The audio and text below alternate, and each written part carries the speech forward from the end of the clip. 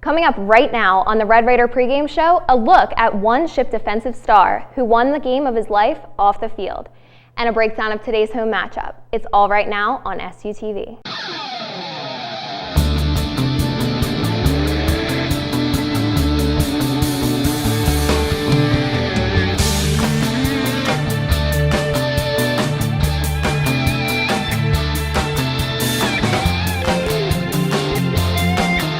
Welcome to the Red Raider pregame show. I'm Amanda Peterson. Today's matchup pins Ship against non-conference rivals Clarion. Before we get into today's game though, let's take a look at scores from across the Ship sports world. Here's Kristen Wright and Lucas Hale with highlights. The Lady Red Raiders soccer team earned a draw in its second straight match on Tuesday by tying with Philadelphia University 0-0. The Lady Raiders came close to scoring in the 51st minute when junior Casey Arnold crept up a corner kick and fired a shot that was just wide of the goal. The Lady Raiders soccer team will take on Lock Haven at home this Friday at 4 p.m. For SUTV Sports, I'm Kristen Wright. Seton Hill serves the ball. Ship number 5, Andrea Hemsaw, sets up for number 4, Libby Wolfenden for the spike. Ship number 3, Lauren Murphy, goes in for the dig. Number 5, Andrea Hemsaw, sets up the ball for number 11, Joe Edwards, who sends the ball back to Seton Hill, who can't recover. 23, Samantha Edwards, sets up number 11, Joe Edwards, who goes in for the kill. However, Seton Hill will bring home the win with a 3-2 set. For SUTV Sports, this is Lucas Hale. Thanks, guys. Fans may want to direct their attention toward the north end zone today. A new scoreboard was installed this week at Seth Grove Stadium. New scoreboard features include a video replay screen and sharper graphics. Show your Ship pride and you might end up on the big screen. What has wings, fantasy football, and a local celebrity? Newts on Thursday nights. Here's Kristen Wright with more on Coach Mac's nightlife. Need your exclusive update on Red Raider football? Check out Coach Mac at Newt's Thursday nights. Coaches, fans, and alumni gather together for great food and to talk football. Even President Root came out to support Coach Mac. People are enjoying it. I think it really builds camaraderie and support of Shippensburg University and support of the athletic program. I want to get it out to the community. I want people to get involved with our program, and also not just as far as on Saturday at the games, but I want them to know what the football players do, what they go through. Interaction with fans is important to Coach Mac. I want it to be that. I want to be, people asking questions, people having fun, because they're having fun here. They'll go out and tell somebody else, and hopefully they'll bring some people, more people the following week. For SUTV Sports, I'm Kristen Wright. Coach Mac certainly knows that football, like life, is about perseverance.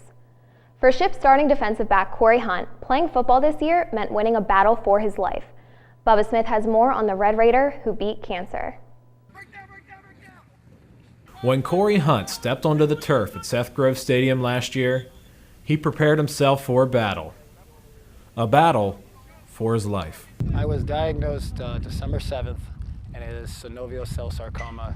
For the junior defensive back, this kind of cancer was especially frightening.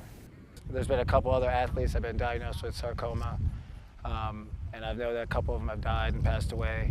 Cory's teammate and best friend Chris Johnson could hardly believe the diagnosis. You never expect something like that to happen to someone that close to you, one, and two, for it to happen to someone like a 20-year-old kid that's in great shape. Cory struggled with the idea of having cancer only briefly. Pretty much like 5 minutes of sadness and like being nervous and being scared. And like any good defensive back, he shook it off. And then I was just kind of ready to go and figure out what was the next step to getting better. With support from his family and his coaches, We kept tabs on him and let him know the team was thinking about him.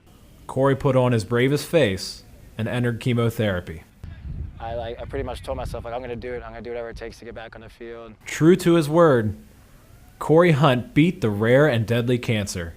He even managed to regain his playing weight during therapy. Came back, I was about 181, 182 when I came back, so I built my strength back up throughout the summer while going through radiation on top of that. This kind of perseverance taught him lessons both on and off the field. He appreciates football now, and he appreciates life and academics and everything. As for limitations, Cory says there are none. The doctors cleared me to do whatever I want when I want to and play football and go 100 miles an hour, so that's what I do.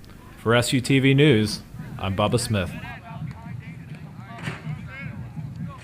Coming up on the Red Raider pregame show, SUTV's Bubba Smith sits down with two of Ship Media's sports experts. You won't want to miss their predictions for today's game. Stay tuned.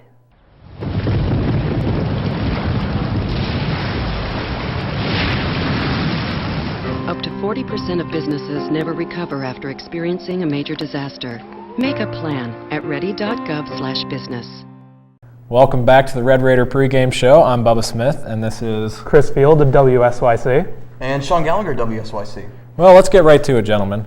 This is Coach Mack's first game at home as the Red Raider head coach. He's been assistant for a couple years. What do you think the differences are between Coach Mack and Coach Reese's strategy? Well, with Coach Reese, and don't get me wrong, I really liked Coach Reese and all the history that he had with Shippensburg, but I think that the coaching change was really the right direction to go with. Going from 1999 to 2010, the average percentage of pass plays were 38% under Reese. So far, in just these 2 games for 2011, 51%. I like that change. And now, 72% of the offensive plays are out of the shotgun. Absolutely. So you're thinking Coach Mack is spreading the offense out a little bit more. Yeah, there's definitely change. You especially noticed that in the first drive at Shepherd, right, Sean? Yeah, exactly. You look at Rocky Reese, a well-respected winning coach here for over 2 decades. And as Chris mentioned, Rocky Reese is well known for the wing tee offense where you have a lot of running and then you throw the ball deep. With Coach Mack, you have more of a multiple offense where we definitely got to see it against Shepherd. I mean, it kind of blew us away at first because you would see a lot of short passes to the sideline, then they'd run a couple of plays, and they look very productive too, very quick-paced offense. So definitely changes in play calling. Well, a lot of the big names from the Reese era, like Adams, Fredette, they're back. What do you think they're going to do today? What kind of performance do we expect out of the big names? Fournette today absolutely has to have a big game, and I go with that based on history. Now, in the past 2 games of this season, Fournette hasn't had the most successful time, only had about a 3.4 average against Gannon, but last year, he ran 8 times for 73 yards. That's ridiculous. 9.1 average, caught 8 passes for 105 yards and 2 touchdowns. History just says he's going to perform well again. Absolutely. So you're thinking Adams is going to have a big day. I'm sorry, Fredette's going to have a big day. Fournette's had a big day. Zuli's going to be the starter. Trust me, he's been running with the first team offense this whole time. Okay. And he didn't start against Gannon, but he played the remaining 3 quarters, and he looked great. Okay. Sean, who do you have big names coming out today? Well, I like Zach Zuli. I mean, Steven Adams did have the opportunity to do the first 3 drives of the game, and then Zuli comes out, throws for how many yards? Almost 300 yards. Shippensburg's offense putting up about 495 yards total. So I like the way Zuli looks. In the first game, he looked a little bit shaky, especially that second half. He throws 2 picks, one that sets up an easy scoring drive for Shepherd, and then the second one goes for a pick 6. But I think against Gannon, he looked very comfortable, and I think he's going to do well today. Awesome. Okay. Well, maybe some lesser-known names, maybe some underclassmen. Do you think there are going to be any surprises today? Now, this is surprising for me because in the past, I've been really critical of the punting game for Shippensburg, but I think that Nate Schmidt really brought it together for his game against Gannon.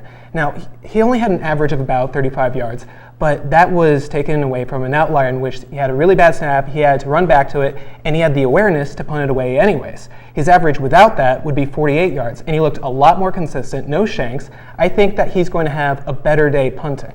So the special teams are going to pin him deep today? I think so. Okay, Sean? Dayton Green, I'm going to take the wild card here. On the defensive line, made Gannon's offense, just gave him headaches last Saturday. And with Shippensburg's front 4, I really liked how they looked at times against Shepherd. And just the ability to stop the run, even though Shepherd's got a great running back. But I tell you, if they can stop Clarion on the run today, Dayton Green's going to be a big part of that. Mike Khalil-Smith, and the inside defensive tackle, he's going to be a big factor too. And you can't forget Vinny Renato, the senior, man who has really just led this defense. He said when the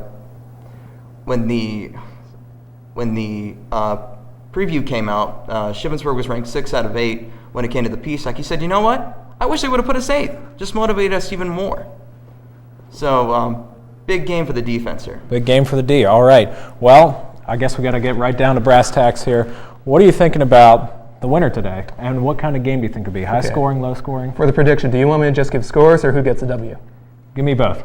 Okay, W, I have to give it to Shippensburg. If they lose this game, I'll go against Cody Fleming in a tackling drill. I absolutely see no way that Clarion comes away with a win here. Seriously, I think the final score would be 41-7 Maybe, one of their wide receivers beats us for a long one. I just think that the offense is going to go nuts all over Clarion. They haven't looked good in any of their games, and we've looked pretty good in both of ours. So Clarion goes 0-3 today, Ship goes 2-1. Absolutely. All right, Sean? I have to agree. I think Shippensburg's going to pull this one out today. It's going to be a big win. I'm going to say maybe 2-3 score game, win by 14, 21 points. With Clarion, they've had a very difficult time stopping the run. They gave up over 400 yards rushing to Bloomsburg, but Bloomsburg's got a great team this year.